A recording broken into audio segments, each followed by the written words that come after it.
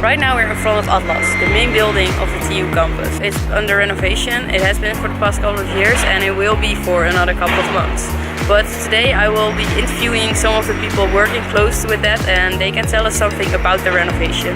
Ja, ik ben Sonja Rijlersdam. Ik ben projectleider bij dienst huisvesting hier op de TU campus. Ik heb hier zelf ook bouwkunde gestudeerd.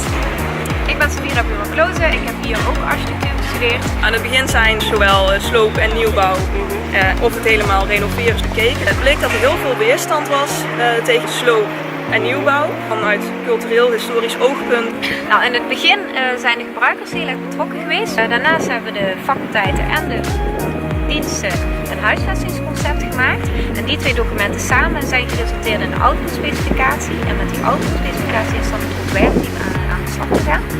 Dat is verder uitgewerkt naar een definitief ontwerp. En dat is aanbesteed richting de aannemers. Dus het is vrij vroeg naar de aannemer toegegaan. En nu tijdens de uitvoering betrekken we de gebruikers natuurlijk wel nog steeds erbij.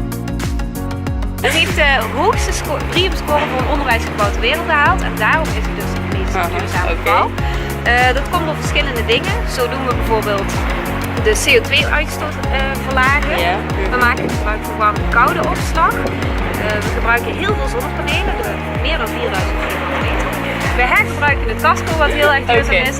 En we maken gebruik van een intelligent verlichtingssysteem. Dus met aanwezigheid gaat de verlichting aan of uit. En dat maakt natuurlijk ook dat het heel energiezuinig gebruik is. BREEAM, dat is een beoordelingsmethode om een duurzaamheidsprestatie van een gebouw te bepalen. En er wordt eigenlijk gekeken naar heel veel verschillende aspecten. Je kunt denken aan management, water, energie, afvalreductie, ecologie en ja, nog veel meer aspecten die daarin beoordeeld worden. En wat wel belangrijk is, je hebt een certificaat voor de ontwerpfase en voor de opleverfase. En dat hangt eigenlijk met alles samen. Dus van de type vloerbedekking die je kiest tot aan de installaties, tot aan bijzondere dingen. Maar ook bijvoorbeeld de ecologie die wordt toegepast. Dus we kunnen vleermuizen in huisvesten en vlindertjes. En een ander belangrijk aspect daarbij is dat je je gebruikers eigenlijk meer eigenaar laat voelen van het gebouw.